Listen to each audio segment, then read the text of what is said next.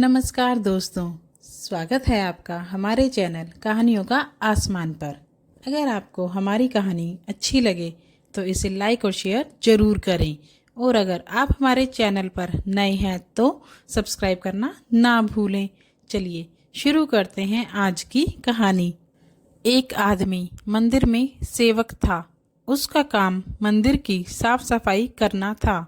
भक्तों और श्रद्धालुओं द्वारा दिए गए दान में से थोड़ा बहुत उसे मंदिर के पुजारी द्वारा दे दिया जाता।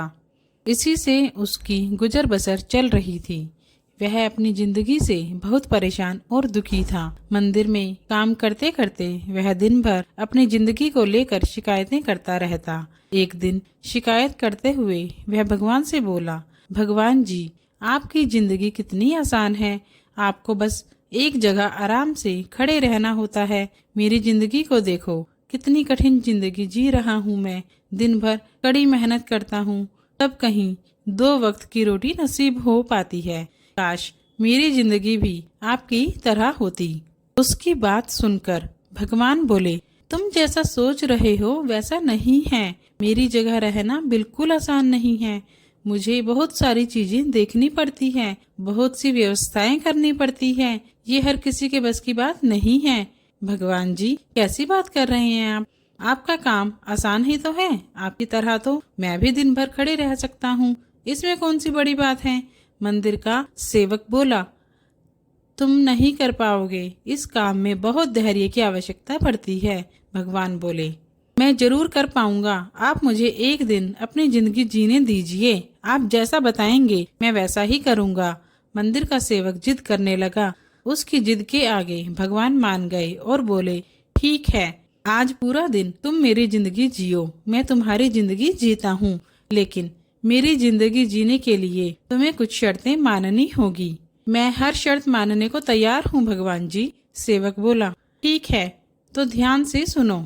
मंदिर में दिन भर बहुत से लोग आएंगे और तुमसे बहुत कुछ कहेंगे। कुछ तुम्हें अच्छा बोलेंगे तो कुछ बुरा।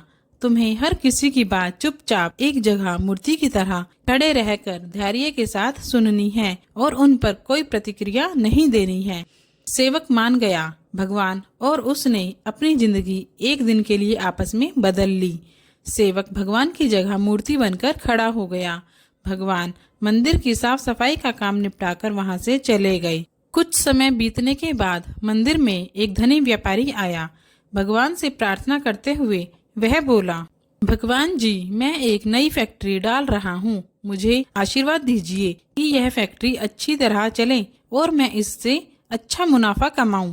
प्रार्थना करने के बाद वह प्रणाम करने के लिए नीचे झुका तो उसका पर्स गिर गया। जब वह वहां से जाने लगा तो भगवान की जगह खड़े मंदिर के सेवक का मन हुआ कि उसे बता दें कि उसका पर्स गिर गया है, लेकिन शर्त अनुसार उसे चुप रहना था।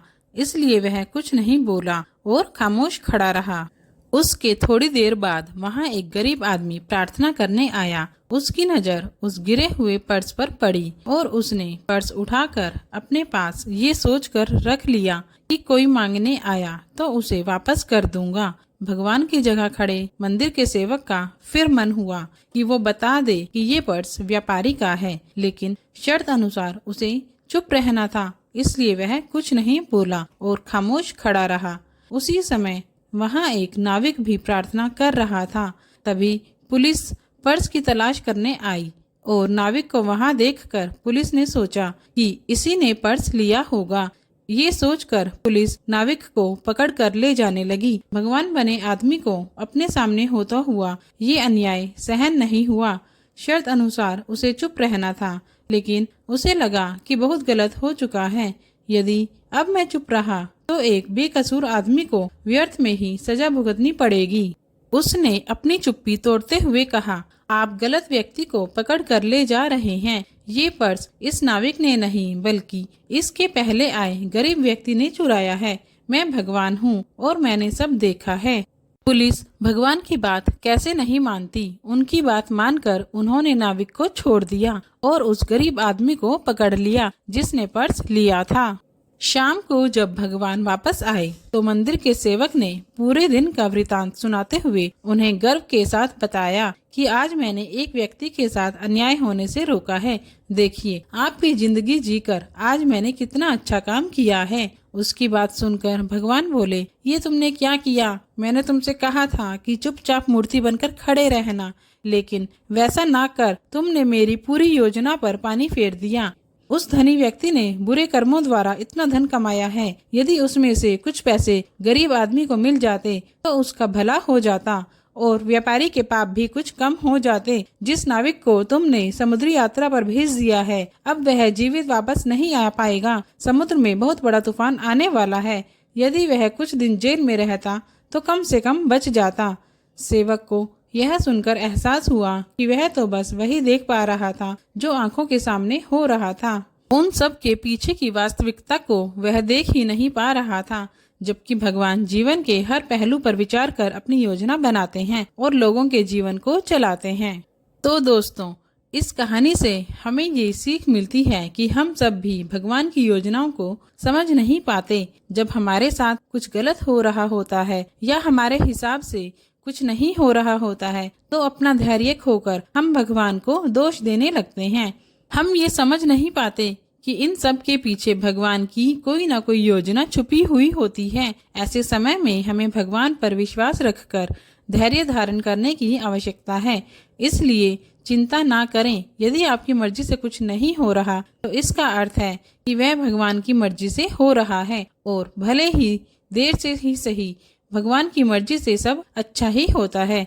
दोस्तों, हमारी कहानी को लाइक और शेयर जरूर करें। धन्यवाद।